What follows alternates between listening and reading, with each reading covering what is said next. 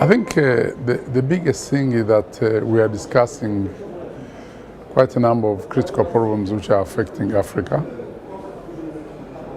And through this dialogue, we try to see how we can try to find some solutions, both at local level and at continental level.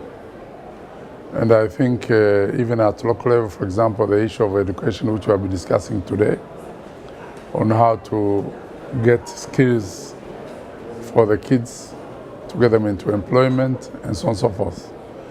So in normal cases that you find what has worked somewhere, what is the best practice in some places, and see whether this can be applied at a local situation.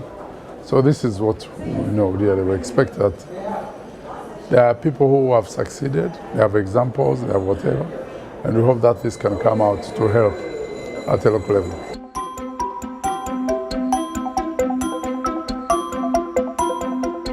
For example, I was talking about, there was an issue which came up, the issue of stunting of kids in schools, which is a big problem. Poverty at family level, which affects students, whether they're at primary school, secondary school, or to university level. I mean, somebody gave an example even in Morocco, whereby students get scholarships, very small scholarships, but they use it to feed their families back home. What do you do in such cases? At a lower level, as I said in Rwanda, we have tried to solve it by a number of ways, because stunting, kids going to school without being fed, becomes a bit of a problem.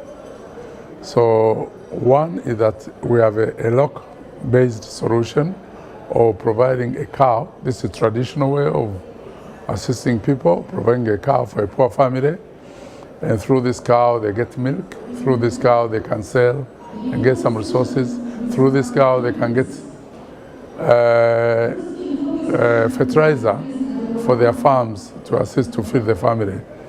So that's one solution. Number two solution is that the people who can afford contribute towards the poor people, and then we feed kids in schools.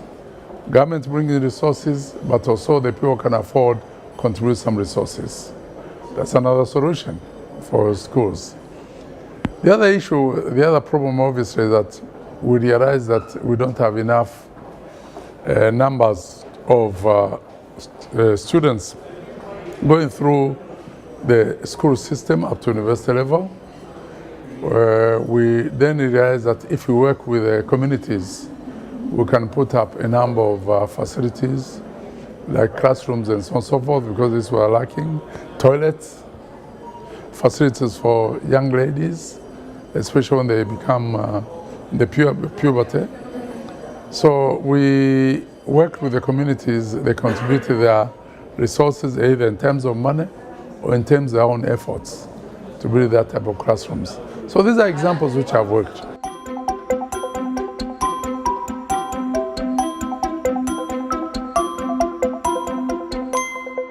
No, it's not yet done. We still have now 4 official languages in Rwanda. There's a Kinyarwanda, there is English, there's French, and now they introduce Swahili because we're in the East African community.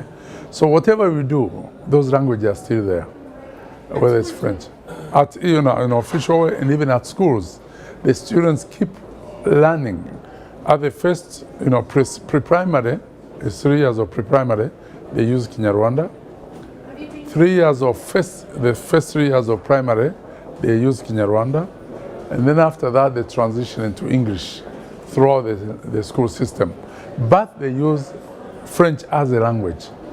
And after primary 4, they use Kinyarwanda, they learn Kinyarwanda as a language, and they learn French as a language.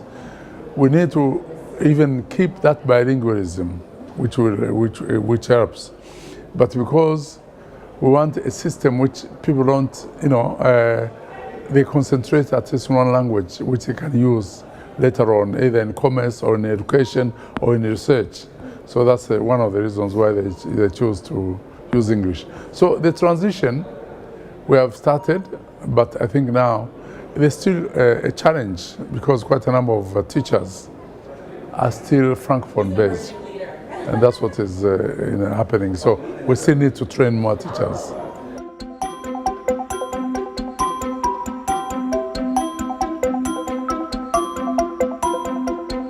I think it's important, I think we need to learn from each other.